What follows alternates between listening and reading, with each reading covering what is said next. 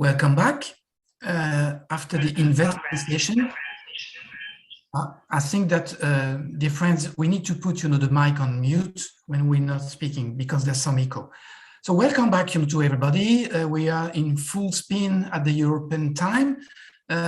We will move, from investment to deep research. You all know the benefit of seaweed, or you may not know the benefit of seaweed. And I have today three very high-level minds, able to talk about, the seaweed benefits.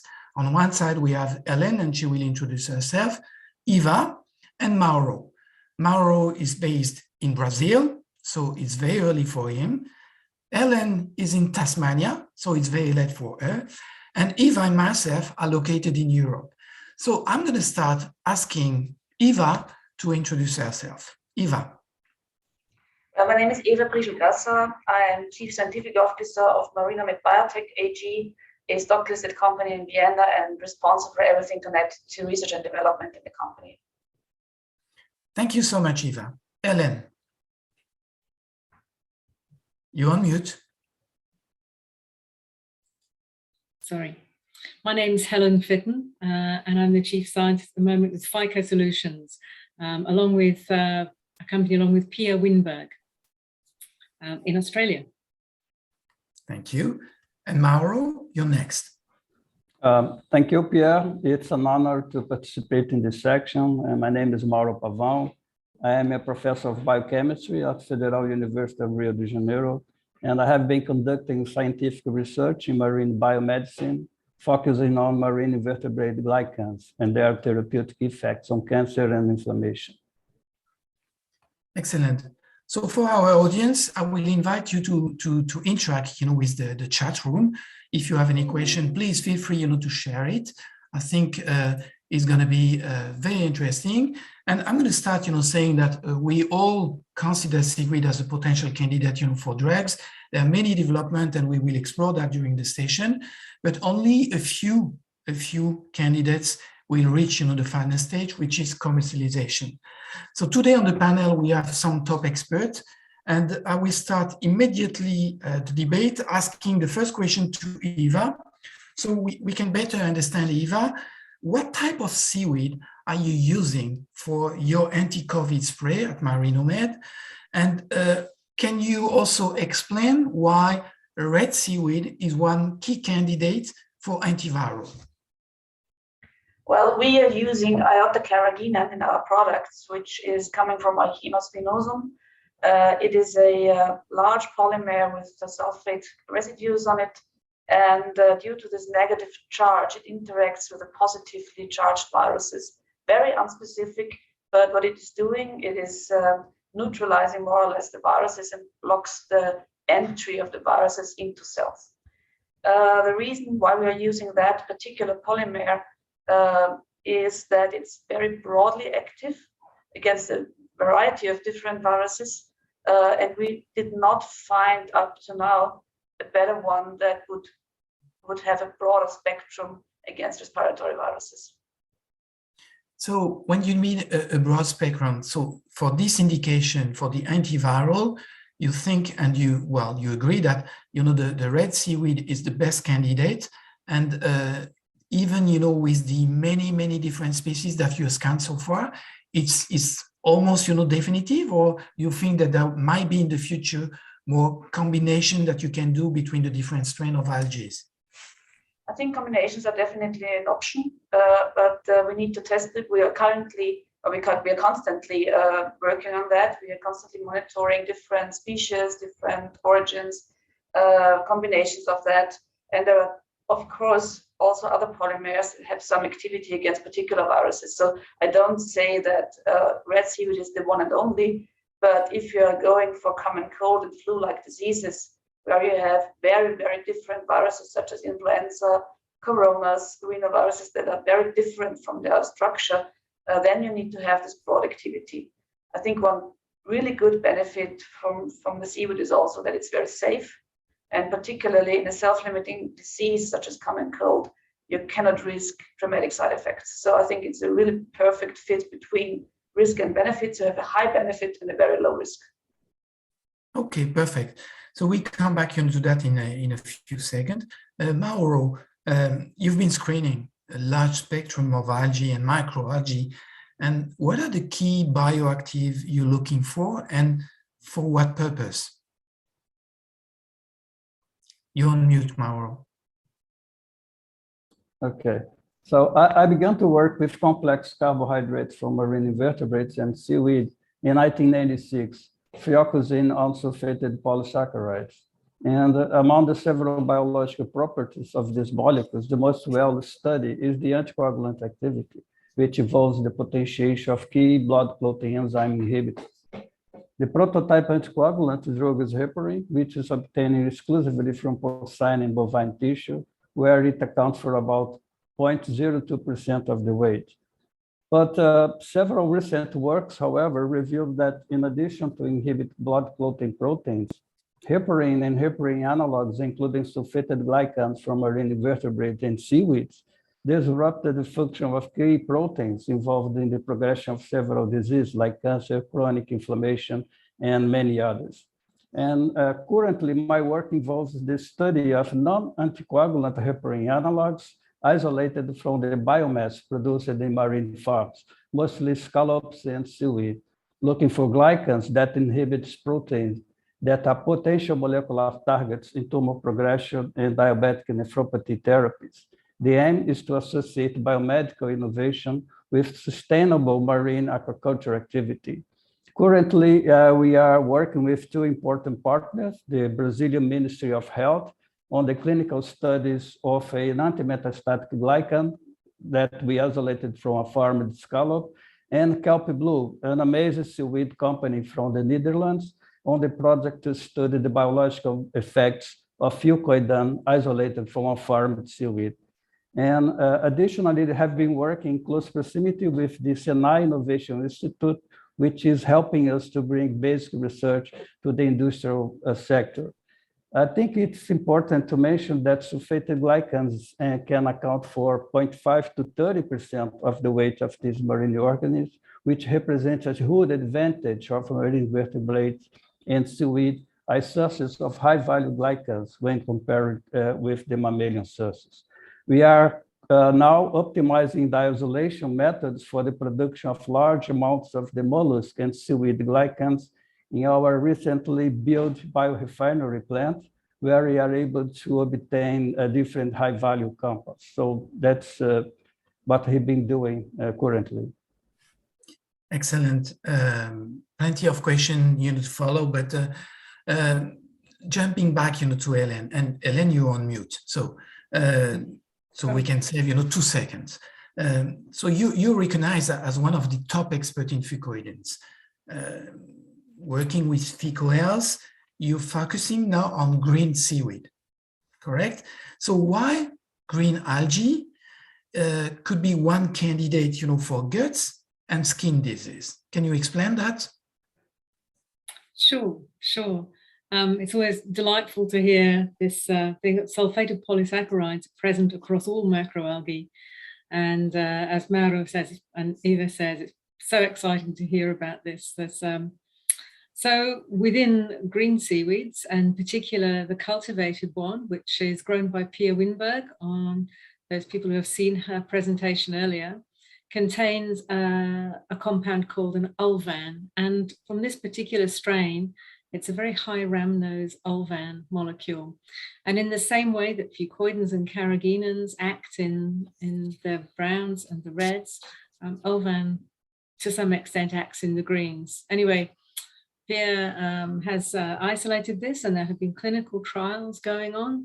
And out of those clinical trials, we're having a look at the microbiome in the gut and the inflammation markers in overweight and obese people. So eventually the message is that all the inflammation markers are reduced. This is a dietary effect. It's actually not a, how can I say, you can say it's a dietary medicine, but it is in the diet. This is a supplement style, I think. But if you can reduce inflammation markers in this way with something quite simple, metabolic conditions. You could attenuate metabolic conditions going forward. It's a fascinating piece of research. There's 2 back-to-back clinical trials. And as part of that, there's been some work looking at skin conditions as well.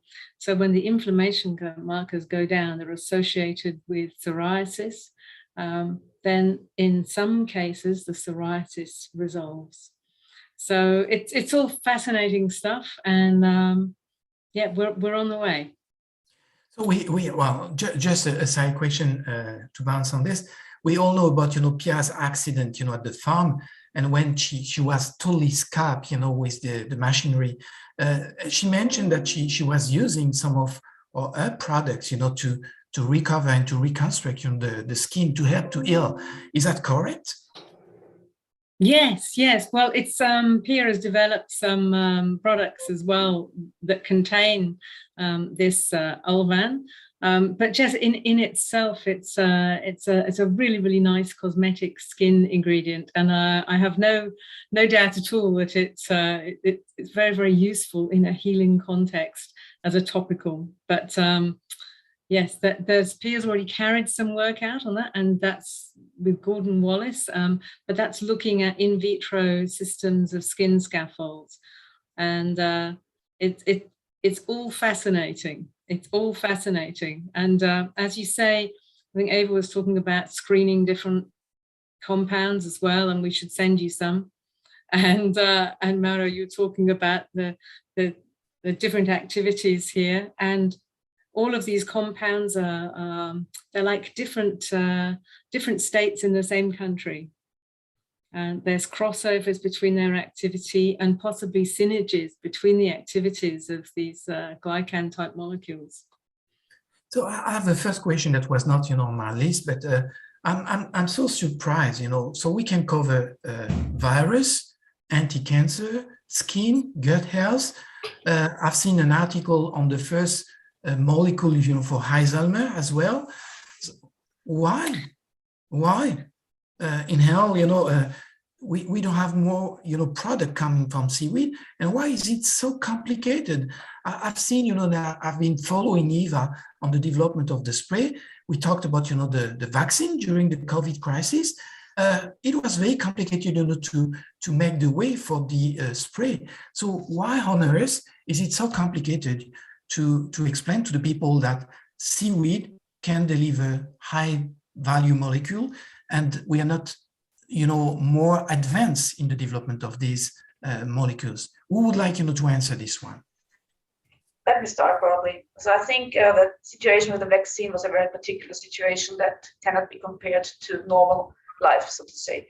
So I would say in normal life, products against common cold are the high pressure because it's a very fragmented market, and you also have a very low pricing for such products.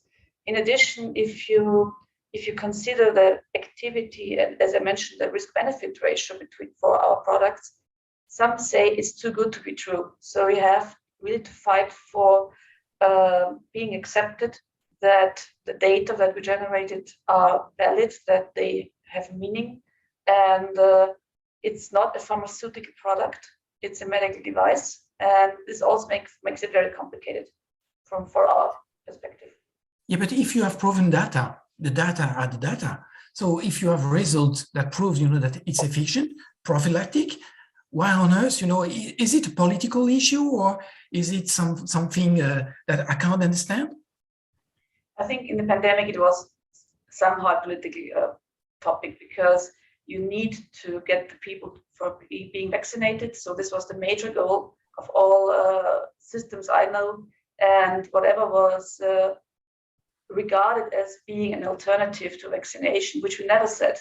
We never said that it's an alternative. We always said it's an add-on to help the vaccines to become more efficacious, or to help the people not becoming infected.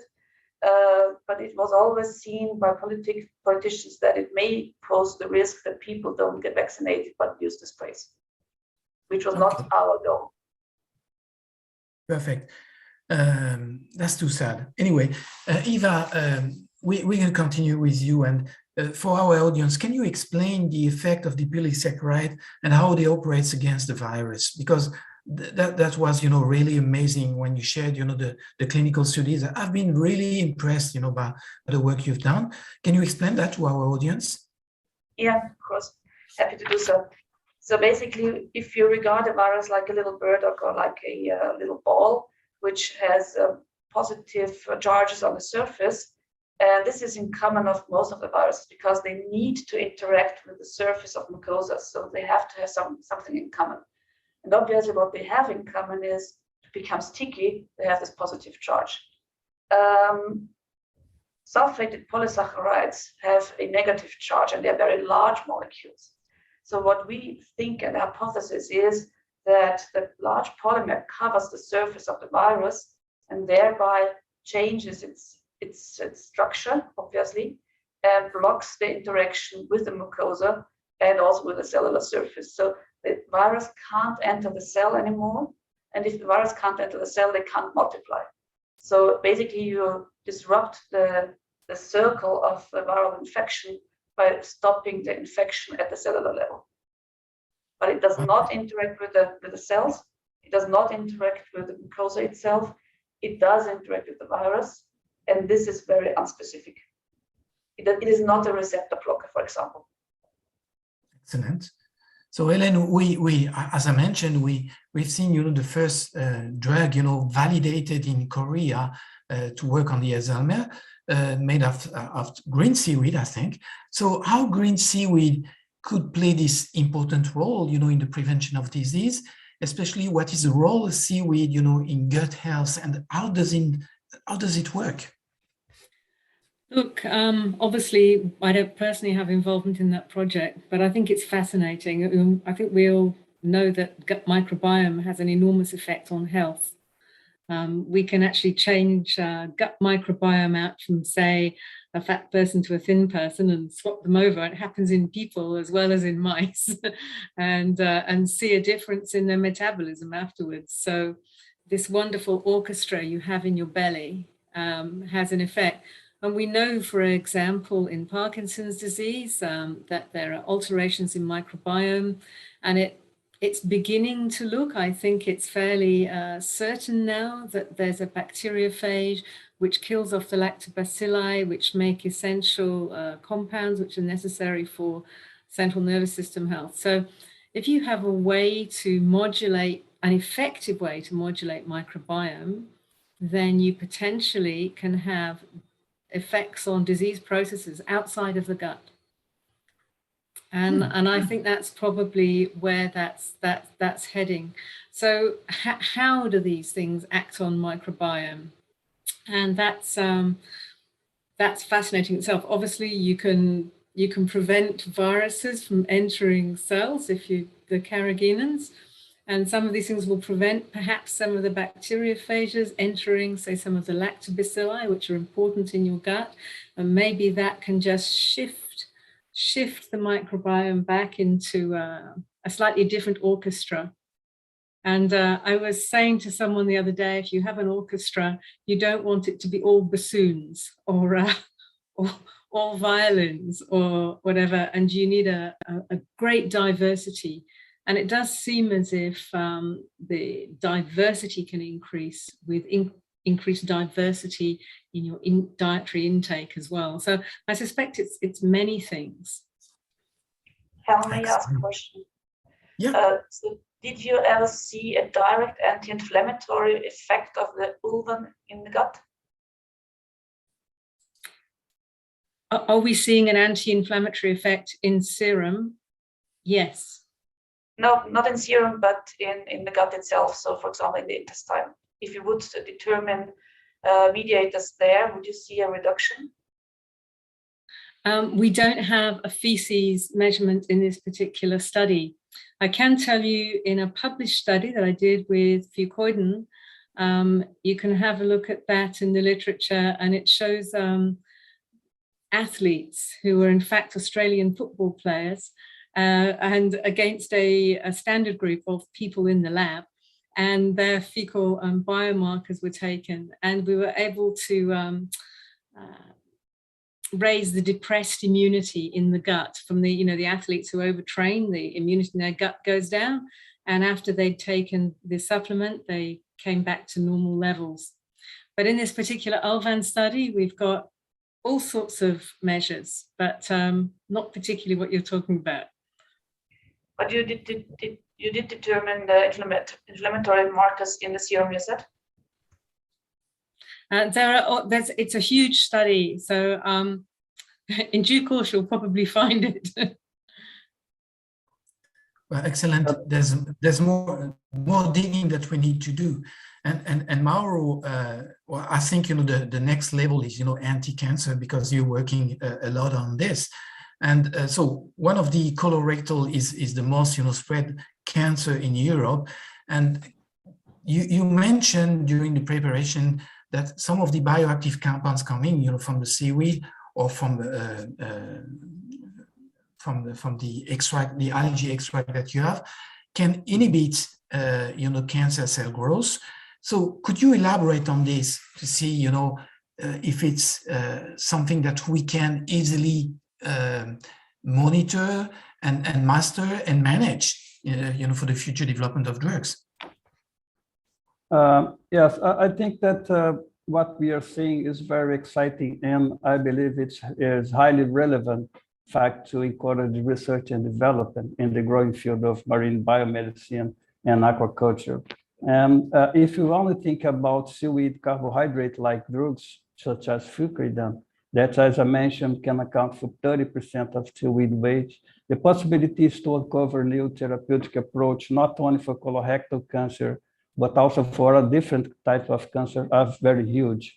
And just to cite a few examples of different human cancers that can be affected by fucoidan, we can mention breast cancer, lung cancer, hepatocarcinoma, leukemia, cell, blade cancer.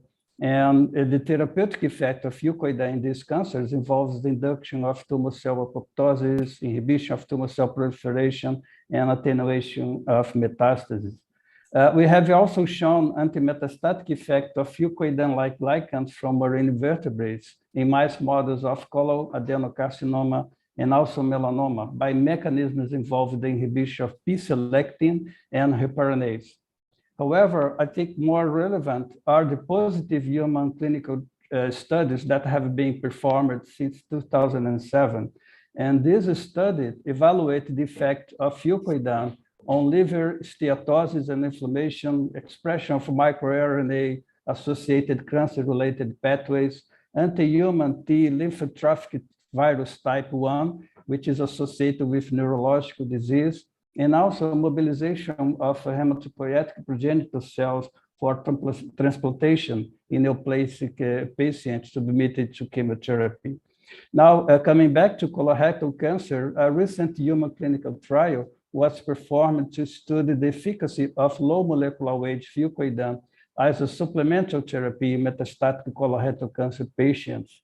And the results indicated that low molecular weight fucoidan combined with chemotarget agents significantly improved the disease control rate.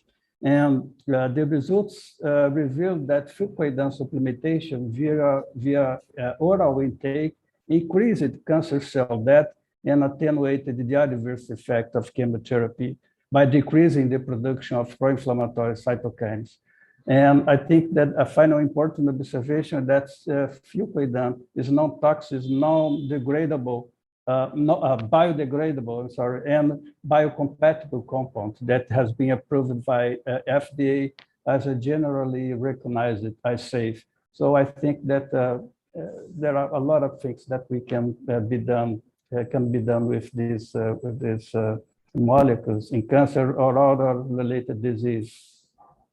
So I know that a lot of people, producing seaweed around the world will be watching, the show today, and they understand that getting to that point might be a challenge. So before I jump, to the normal course of our interview, I'd like, you to maybe to comment on the success factor, to reach, this top level.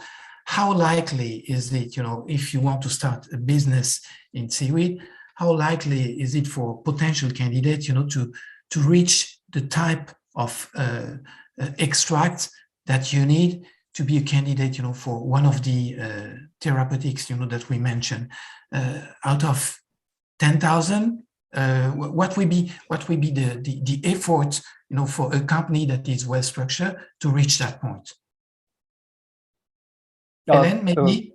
Mauro, you go first. Please, Helen. I think that you're more feasible to answer this question. I'd say it's going to take a long time. And I think it's going to depend where you want to take these highly complex carbohydrate polymers. I mean, you can take it in the supplement line, and I think that's a perfectly valid thing to do. Potentially, depending on which jurisdiction you're selling in medical foods. But getting it into an actual drug format is almost an impossible task, I would say. It's extremely difficult unless you're having it as an excipient or something. I'm full of admiration. Eva has developed them down the medical device class, and that's a really valid way to go. And that takes a lot of effort on a regulatory standpoint to get that far. But Eva, the medical device is the step that you reach already. And is it something that is enough, for the type of company that Marinomed is, or do you want now to move into more drug development? And what does it take, to go from where you are to the next level? But I think if you really would like to make a difference, the drug status is obviously the key. As Helen already mentioned, it's very, very difficult because most of the seaweed extracts, is it from green or red or brown algae, independent of that, is produced for the food industry very often. And those companies producing it for food, they don't have the quality system in place to be allowed to produce it for drugs. And they don't even want it because they would change the whole culture. And it makes it much more expensive. So it's very difficult to get a manufacturer of such extracts or polymers to adapt their system to pharma-grade GMP material, which would be necessary if you would like to be a drug. I think, Helen, you're completely right. It's very valid to develop supplementary food or health food or whatsoever. And I think this is the probably most straightforward way. But you always have to fight for claims. You have to fight for getting the right perspective on the products. And so we are currently evaluating if a GMP process for carrageenan, for example, would be an option for us to get the products to the next level.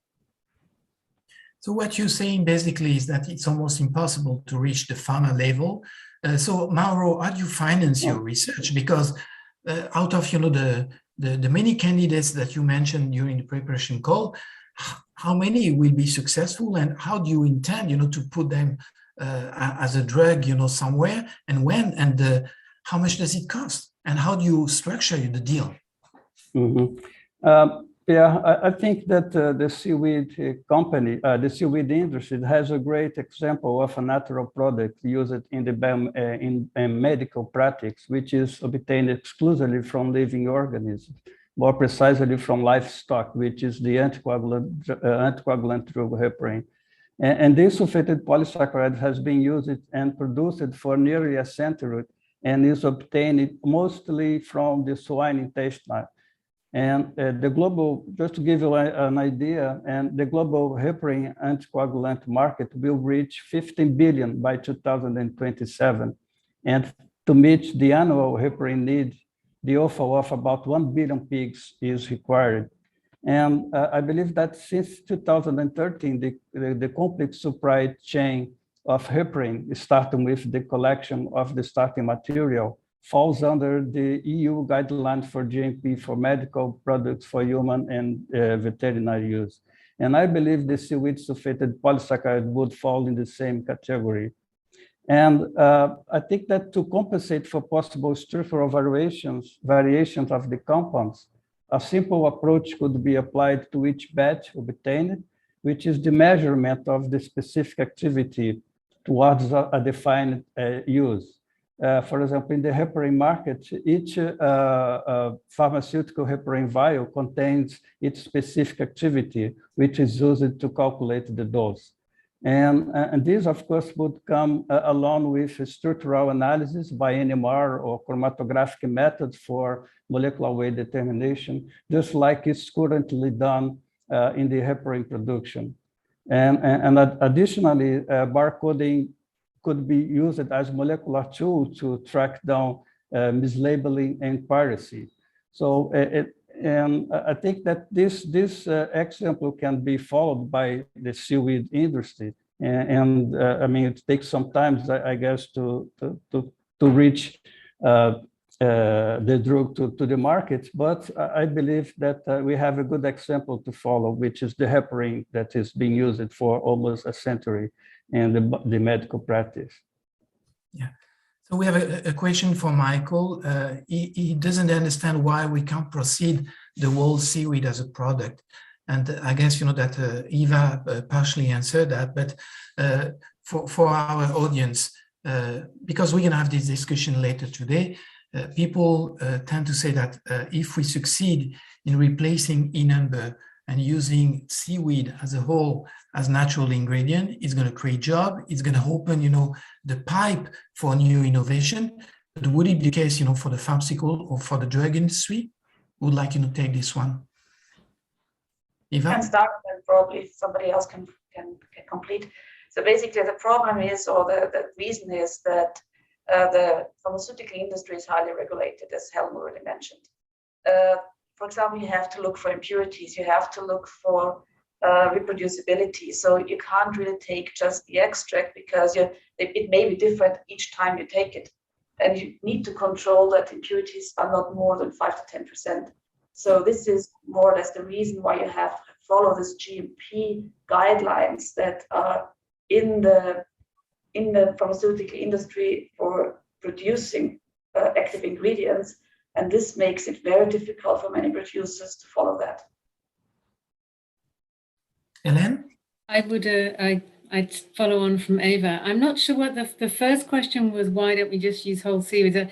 We're having a conversation in this in this seminar about one particular use of seaweeds. Of course, there's lots of food seaweed and seaweed for all sorts of uses. This is particular. We're talking about these high value, highly refined, researched uses. I'll go back to Mauro's comment about the fact that heparin is a mammalian product and has had its issues in the past with all sorts of strange things happening. And in a way, if it had been people looking at seaweed and starting off there, we would probably be using seaweed compounds as anticoagulants and maybe thrombolytics. Because there are certainly some fucoidin compounds which are actually thrombolytic as well, which is useful.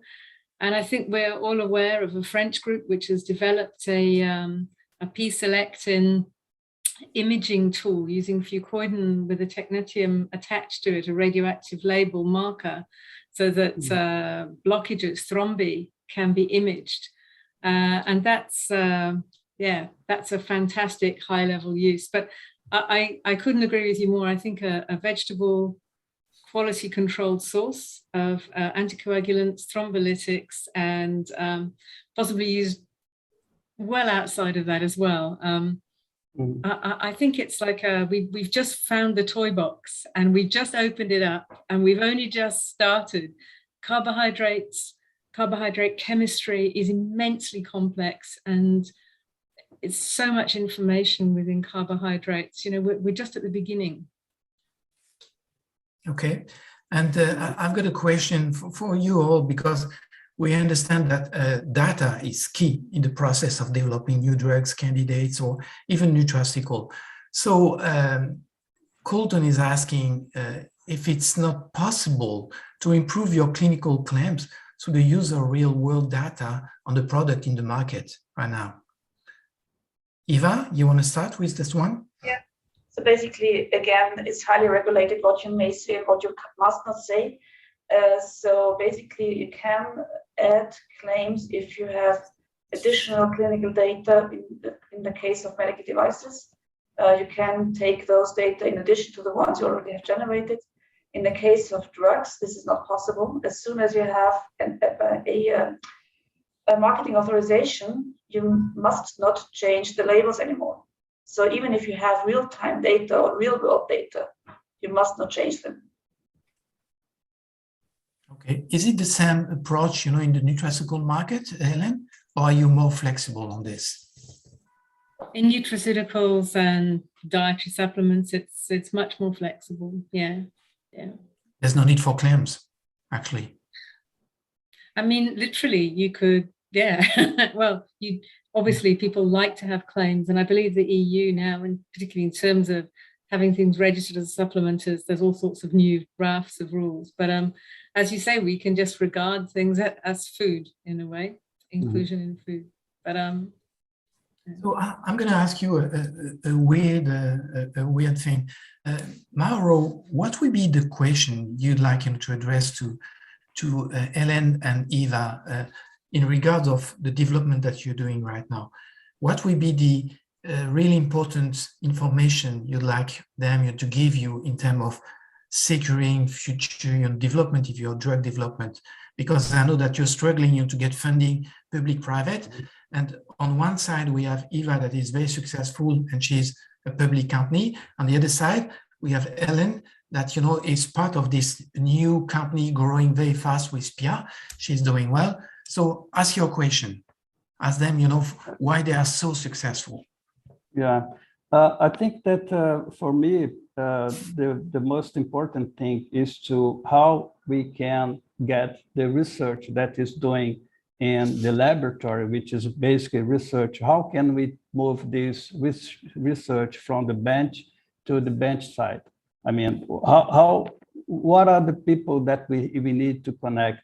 I think that we would need more interaction between research labs and the private companies, and I think that the communication should be more easy.